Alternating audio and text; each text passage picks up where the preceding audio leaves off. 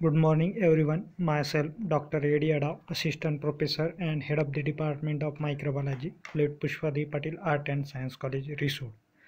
Today, we are discuss the new unit and start the new unit is nothing but the milk microbiology. तर आज आपल्याला नवीन unit start करायचं आहे milk microbiology.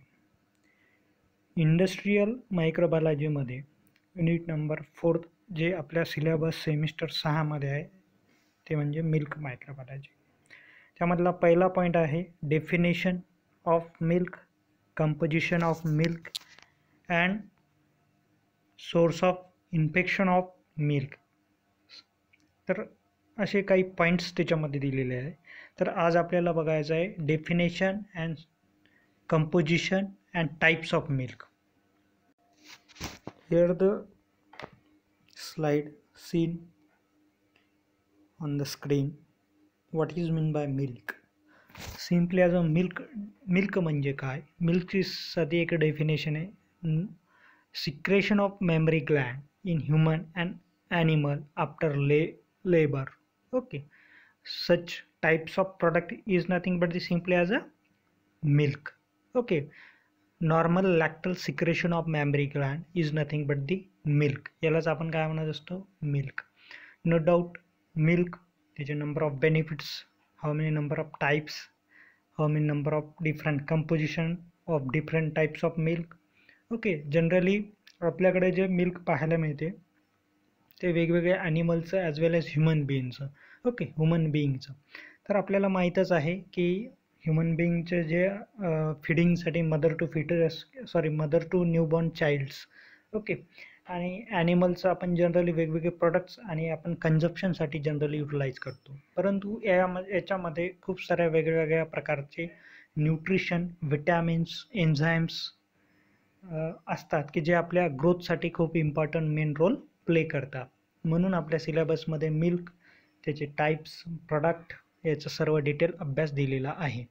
Okay, तर आता ही जी definition आहे आपण सांगितलं की normal लॅक्टल secretion of mammary gland is nothing but the milk. Okay, next composition of milk. Next point is nothing but the composition. Okay, composition of and types of milk. आता composition तुम्हाला माहीत आहे mostly मिल्कमध्ये 85 to 90% means depend on the which type of milk. Okay, means animal milk or human being milk or animal, there are so many different types of milk. Here the one picture cow milk. Okay, आता cow milk मध्ये जास्तीत जास्त प्रमाण 87% वॉटरचं आहे, fat 3 to 4%, protein 3 to 5%, 3.5% and lactose 5% and mineral 0.8%. तर हे जे काऊ मिल्क आपल्याकडे जनरली आपण cow milk, then buffalo milk, then ह्या दोन मिल्क आपल्याकडे जनरली फाउंड होतात. ओके, इथे याल्क मिल्कसुद्धा या पिक्चरमध्ये तुम्ही पाहू शकता. त्याच्यानंतर नाव human milk. What are the difference between the human as well as animal you can easily seen in this particular PPT. Human मिल्कमध्ये 87.6% water, fat 4%, protein 1.2%, lactose 7% and mineral 0.4%. Okay, means मिनरलचं concentration as compare to the cow milk is very low. Then fat is a same, water level same आणि प्रोटीनचं जे आहे या PPTमध्ये तुम्ही easily difference between animal and human being मिल्कमधला difference बघू शकता. मिनरलचं जे पर्सेंटेज आहे ह्युमन मिल्कमध्ये 0.4% ॲज कम्पेअर टू दी ॲनिमलमध्ये मिनरलचं कॉन्सन्ट्रेशन काऊ मिल्कमध्ये हे जास्त राहते. ओके, ह्या मेनली जे कंपोजिशन आहे वॉटर, फॅट, प्रोटीन्स, लॅक्टोज आणि मिनरल्स हे आपण पिक्चरमध्ये दिलेले आहे. नाव टुडे आता सध्या कॅमलचं मिल्कसुद्धा मार्केटमध्ये खूप जास्त प्रमाणामध्ये येऊन राहिलेलं आहे. फॉरेन कंट्रीजमध्ये कॅमलचं milk, then horse milk also important and donkey milk also important role for the different types of diseases and as well as health concern. Okay, then goat milk. Okay, goat, sheep and buffalo milk. Here the buffalo milk. Okay, fat 7 to 9%, lactose 4.8%, mineral 0.8%, and water percentage is lower. But they all depend on the which type of seasons, age of the animal, then which type of food mainly provided by the particular animal, okay, which type of condition survive for this particular animal.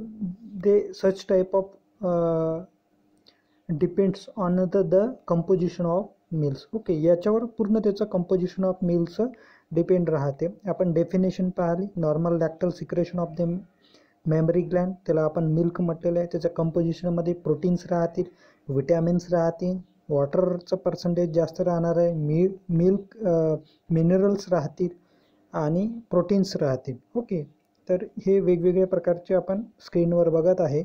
अशा वेगवेगळ्या प्रकारचे आपण जे milk आहे generally आपण पाहायला मिळते. आता गोट मिल्क आपण generally utilization for the different kind purposes. Okay, because fat percentage is very low as compared to the another milk. Okay, then here the milk form water 87%, solid organic constituent of the milk, protein, lipid, carbohydrates, and inorganic constituent of the milk, minerals and vitamins. Okay, तर आता organic constituent of मिल्कमध्ये protein, rich protein राहते casein. Okay, then तुम्हाला माहीतच आहे casein is the जास्त प्रमाणामध्ये मिल्कमध्ये जे प्रोटीन राहते ते केसिन आहे. त्याच्यावरूनच आपण त्याची आयडेंटिटी वगैरे युटिलाइज करतो. त्याच्यानंतर आहे लॅक्टोअल्ब्युमिन, लॅक्टोग्लोबुलिन आणि काही एन्झाईम्स. ओके, सिम्पल प्रोटीन हे लॅक्टोग्लोबुलिन्स आहे. मिल्क एन्झाईमसुद्धा आहे. कोणकोणते मिल्क एन्झाईम असतात, आपण कंपोजिशन ऑफ मिल्क बघून राहिलेले. Protein mainly casein protein important आहे. अल्बुमिनसुद्धा महत्त्वाचं आहे. आता मिल्क एन्झाईम्स कोणकोणते, catalase, peroxidase, xanthine oxidase, alkaline phosphatase, amylase, lipase, aldehyde oxidase. Okay, हे सर्वच्या सर्व जे एन्झाईम्स आहे इम्पॉर्टंट रोल प्ले करतात मेटाबॉलिझमसाठी ह्युमन बॉडीमध्ये. आणि त्यामुळे आपण मिल्कला काय म्हणतो, कंप्लीट फूड.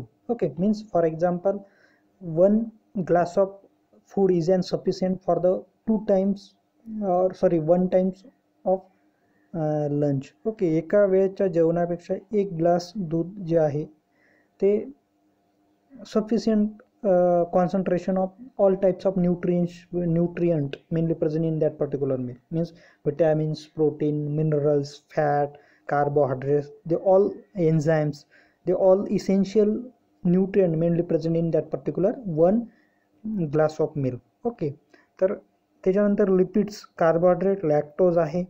त्याच्यानंतर लिपिड्समध्ये सुद्धा ट्रायग्लिसरॉल आहे.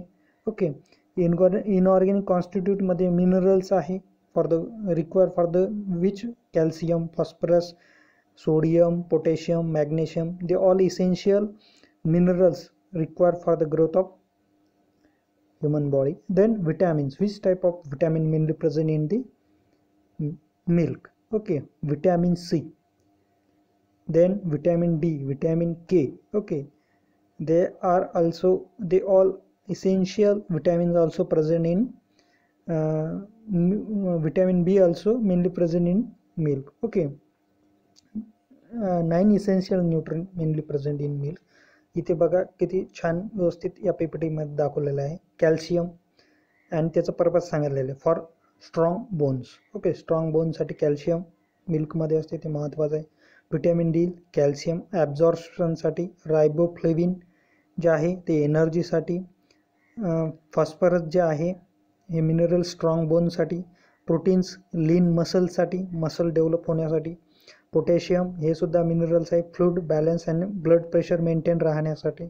व्हिटॅमिन ए जे आहे, तर या स्लाईडमध्ये तुम्ही बघू शकता ऑल इसेन्शियल न्यूट्रिएंट, म्हणजे याच्यामध्ये विटॅमिन्स आहे, विटॅमिन डी असेल, विटॅमिन ए असेल, त्याच्यानंतर काही मिनरल्स आहे फॉर एक्झाम्पल फॉस्फरस आहे, पोटॅशियम आहे, त्याच्यानंतर काही कॅल्शियम आहे. ओके, त्याच्यानंतर काही शुगर्स आहेत. ओके, त्याच्यानंतर फॅट्स आहे. हे ऑल इसेन्शियल न्यूट्रिएंट आणि त्याचे वेगवेगळ्या बॉडीमध्ये म्हणजे स्ट्रॉंग बोन करण्यासाठी, एनर्जी ऑब्झर्शन करण्यासाठी, मसल डेव्हलप करण्यासाठी, ब्लड प्रेशर मेंटेन करण्यासाठी, त्याच्यानंतर कार्बोहायड्रेट मेंटेन करण्यासाठी, रेड ब्लड फॉर्मेशनसाठी व्हिटॅमिन B12 पाहिजे. त्यानंतर एनर्जीसाठी वेगवेगळ्या प्रकारचे इसेन्शियल न्यूट्रिएंट पाहिजे. हे सर्वच्या सर्व जे आहे आपण मिल्कमध्ये पाहिलेले आहे. तर आज आपण काय पाहिलं, definition, normal लॅक्टल secretion of mammary gland is nothing but the milk. Composition of मिल्कमध्ये आपण पाहिलं की फॅट्स आहे, प्रोटीन्स आहे, means depend on the types of मिल्कमध्ये पाहिलं human milk as well as animal milk. Animal मिल्कमध्ये वेगवेगळे प्रकार पाहिले, काऊ मिल्क आहे, बफेलो मिल्क आहे, गोट मिल्क आहे. ओके, आणि त्यावरून त्याचा इंडिफरन्स बिटवीन आपण पाहिलेला आहे आणि इसेन्शियल न्यूट्रिएंट कोणकोणते आहेत ते पाहिलेले आहे. तर या स्लाईडमध्ये तुम्ही बघू शकता की मिल्कचं कंपोजिशन हे mainly water, fat, protein, lactose आणि ॲश याच्यामध्ये आपल्याला जनरली फाउंड होते. इकडे वेगवेगळ्या प्रकारचं ह्युमन मिल्क आहे, काऊ मिल्क आहे, गोट्स मिल्क आहे, शीप मिल्क आहे, पिग आहे, हॉर्स आहे, डॉंकी आहे. जनरली याला आपण 3-4 वरचे जे मिल्क आहे त्याचे प्रकार आपल्याला माहिती आहे. ह्युमन असेल, काऊ असेल, गोट असेल, शीप असेल, ओके, बफेलो असेल. हे मिल्क आणि त्याचे प्रकार माहीत आहे. त्याचे सॉलिड कॉन्सन्ट्रेशन काय आहेत, फॅट्स कंटेन्स किती असतात, प्रोटीन कंटेंट किती असतात, लॅक्टोज किती असतात, तसेच वेगवेगळ्या प्रकारचं वॉटर पर्सेंटेजसुद्धा आपण मागच्या पिक्चरमध्ये त्याच्यामध्ये पाहिलेलं आहे. हे झाले milk composition, types of milk. त्याच्यानंतरचा पॉईंट आहे महत्त्वाचा आपला, फॅक्टर्स अफेक्टिंग मिल्क कंपोजिशन. आता कोणकोणते असे फॅक्टर्स आहेत की त्याच्यावर डिपेंडंट राहते मिल्क आणि मिल्कचं कंपोजिशन. ओके, मीन्स ते मिल्क चांगलं आहे, खराब आहे, म्हणजे व्हॉट आर द डिफरंट, खराब इन द सेन्स ते मिल्कचं जे कंपोजिशन आहे ते कोणकोणत्या फॅक्टर्सवर डिपेंड आहे. पहिलं आहे species. Okay, means totally depend on the which type of species. For example, such as the cow, different types of species generally available in India as well as abroad also. Okay, मग Indian काऊ, pure Indian काऊ, आपण Jersey काऊ, हे जे प्रकार आहे वेगवेगळ्या प्रकारचे काऊचे आणि त्याचे पर्सेंटेज ऑफ मिल्क, त्याचं कंपोजिशन, त्याचे टाईप्स आणि त्याचं कॉन्सन्ट्रेशन हे व्हेरी असू शकते. म्हणजे आता आपण पाहणार फॅक्टर्स अफेक्टिंग मिल्क कंपोजिशन, की मिल्क कंपोजिशन वेगवेगळं काय आहे, त्याचे कोणकोणते कारणं आहेत. पहिला आहे स्पेसीज इटसेल्फ. ओके, किंवा स्पेसीज म्हणजे तो स्पेसीज कोणती आहे त्याच्यावर ते टोटली डिपेंड आहे. काऊ आहे, बफेलो आहे, गोट आहे. ओके, याच्यावर सुद्धा त्या स्पेसीजवर सुद्धा डिपेंड आहे त्या मिल्कचं कंपोजिशन. दुसरा age factors. Okay, age factors, old age decreases fat contents of milk. Okay, means fat contents जे आहे ओल्ड एजचं जर तर पर्टिक्युलर ॲनिमल असेल तर अल्टिमेटली जर त्याच्यामध्ये फॅट कॉन्सन्ट्रेशन, फॅट पर्सेंटेजसुद्धा काय असतात, कमी असतात. ओके, त्याच्यानंतर आहे seasonal variation. Seasonal variation means जे काही सीझन्स आपल्याकडे अवेलेबल आहे, mainly 3 seasons generally available in India. Okay, इंडियाचा जर आपण विचार केला तर समर सीझन्स आहे, रेनी सीझन्स आहे आणि विंटर आहे. ओके, मग समरमध्ये सुद्धा मिल्कचे जे आहे ते मिल्कचं कॉन्सन्ट्रेशन, कंपोजिशन टोटली चेंज होते. It's totally depend on the physiological changes during this particular seasons. Okay, and availability of the food, nature as well as the environmental condition and physical condition in that particular animal. हे सर्व त्याच्यावर seasonal variation. आपल्याला माहिती आहे की समरमध्ये milk जे आहे ते मिल्कचं फॅट कमी असते आणि विंटरमध्ये, रेनी सीझनमध्ये त्याचं जास्त, कारण फूड अवेलेबल आहे, सीझन्स तसं आहे, टेम्परेचर जास्त असते आणि पाणीसुद्धा ते जास्त पितात, त्याच्यामुळे सुद्धा ते फॅटचं कॉन्सन्ट्रेशन कमी जास्त होते. म्हणजे हे मिल्कचं कंपोजिशन डिपेंड कशावर आहे, त्या स्पेसीजवर डिपेंड आहे, त्या पर्टिक्युलर एज, ॲनिमलच्या एजवर डिपेंड आहे. त्याच्यानंतर सीजनल व्हेरिएशन, मी सांगितलं की इंडियाची गोष्ट जर केलं तर 3 सीझन आहे, 3 सीझनमध्ये तुम्हाला मिल्क ऑफ कंपोजिशन व्हेरिएशन दिसणार आहे. त्याच्यानंतर nutritional variation. Okay, means which type of food mainly provided in that particular animal. Okay, means for example over feeding or underfeeding, also in so many variation obtaining for the composition of milk. Then infection of mammary gland, this हे महत्त्वाचा point आहे, infection of mammary Gland. त्या memory ग्लँडला जर काही infection झालं असेल किंवा जो मेकॅनिकली आपण जर रिमूव्ह करत असो मिल्क ॲनिमलपासून ऑप्टेन करत असो, तर which person mainly present in that particular environment, infection जर झालं असेल मेमरी ग्लँडमध्ये तरीसुद्धा त्याचं मिल्कचं कंपोजिशन जे आहे ते व्हेरी येतात. तर आज आपण पाहिलेलं आहे definition. Normal लॅक्टल secretion of mammary gland is nothing but the milk. Types of milk, animal as well as human milk. त्याच्यानंतर composition of milks depend on the which type of animal. Okay, animal कोणता आहे त्याच्यावर depends आहे. हे concentration आपण पाहिलं, water, fat, proteins, lactose, mineral. Human मिल्कमध्ये water, fat, proteins, lactose, mineral. त्याच्यानंतर कोणकोणते इसेन्शियल न्यूट्रियंट्स प्रेझेंट राहतात मिल्कमध्ये, कोणते विटॅमिन्स आहे, vitamin A, B, D, K, E, B असेल. त्याच्यानंतर मिनरल्स असं पोटॅशियम, फॉस्फेट, मॅग्नेशियम. त्याच्यानंतर फॅट्स असतील, लॅक्टोज असतील. हे सर्वच्या सर्व ह्युमन बॉडीच्या ग्रोथसाठी, ब्लड प्रेशरसाठी, बोनसाठी, मसल्ससाठी इम्पॉर्टन्स असतात. आणि फॅक्टर्स कोणकोणते आहे, व्हेरिएशन ऑफ कंपोजिशन ऑफ मिल्कचे. तर आपण एज पाहिलं, त्या सीझन्स पाहिलं, स्पेसिस पाहिली, त्याच्यानंतर फिडिंग पाहिलं त्या पर्टिक्युलर ॲनिमलचं, as well as environmental condition and काही मेमरी ग्लँड इन्फेक्शन आहे का ते पाहिलेले. तर इथं आज आपण डेफिनेशन, टाईप्स ऑफ मिल्क, त्याच्यानंतर composition of milk and factors affecting the milk composition. Okay, तर इथं आज आपण थांबू. Thank you everyone.